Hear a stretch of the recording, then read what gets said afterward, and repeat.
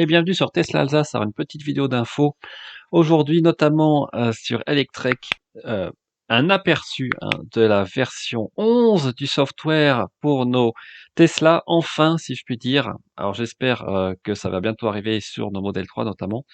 Alors c'est sur les nouveaux Model S qu'on peut voir ce nouvel aperçu. Alors, c'est assez intéressant.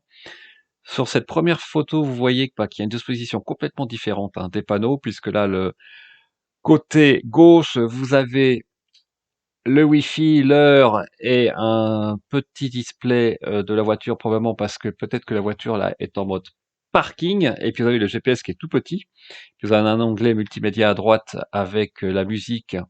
Et en bas, vous avez les commandes de siège chauffant, de climatisation, notamment, plus le volume.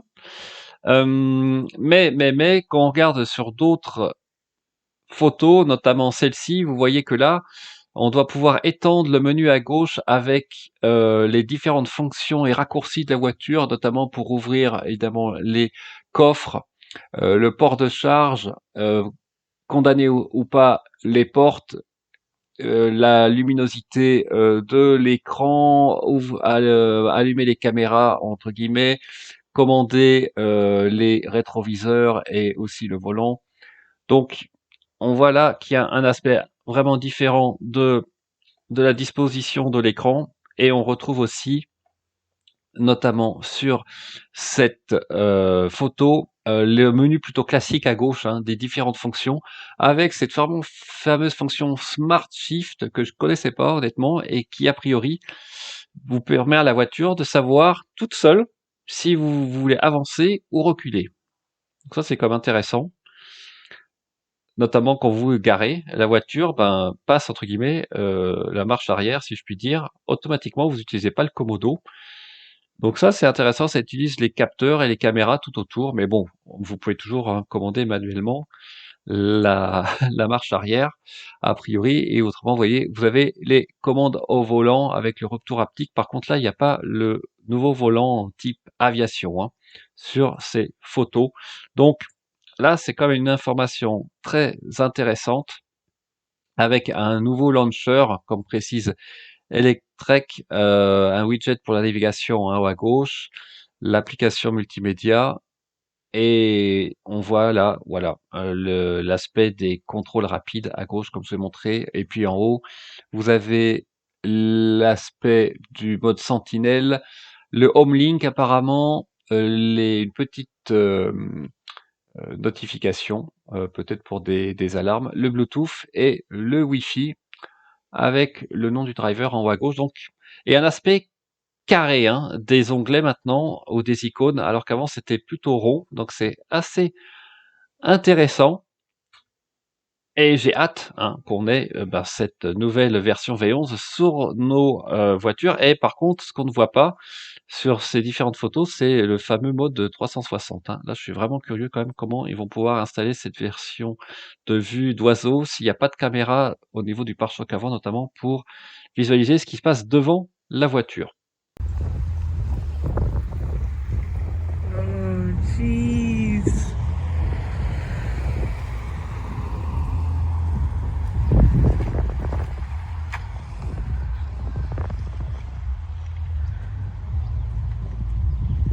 Oh my god. Oh my fucking god.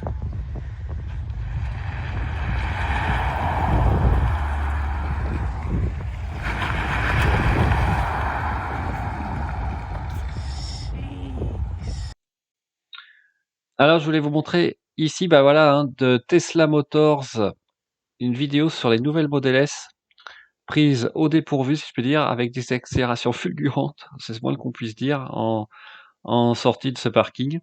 Très intéressant aussi. Donc on les voit pas très bien, mais voilà, ceux qui disaient que la Model S Plaid ou nouvelle Model S n'allait pas sortir bientôt, ben si, on a vu des camions déjà aux États-Unis avec probablement des futures livraisons assez proches. Alors c'est pas encore pour tout de suite en Europe, mais ça y est, la production en tout cas a commencé, et on espère d'avoir des livraisons aux États-Unis, dans les semaines qui viennent, ce qui est une très bonne chose. Et puis franchement, quelle voiture, moi, j'ai hâte de pouvoir en voir en vrai en France. Alors, l'autre info du jour sur la nouvelle Model S, c'est un tweet d'Elon Musk qui précise que la Plaid pourrait avoir jusqu'à 7 places. Alors, c'est pas encore disponible sur le configurateur, comme dit Electrek aux États-Unis. Ça sera peut-être un accessoire, mais voilà, comme ça l'était au départ sur les Model S, notamment sur ces photos d'une Model S de 2013.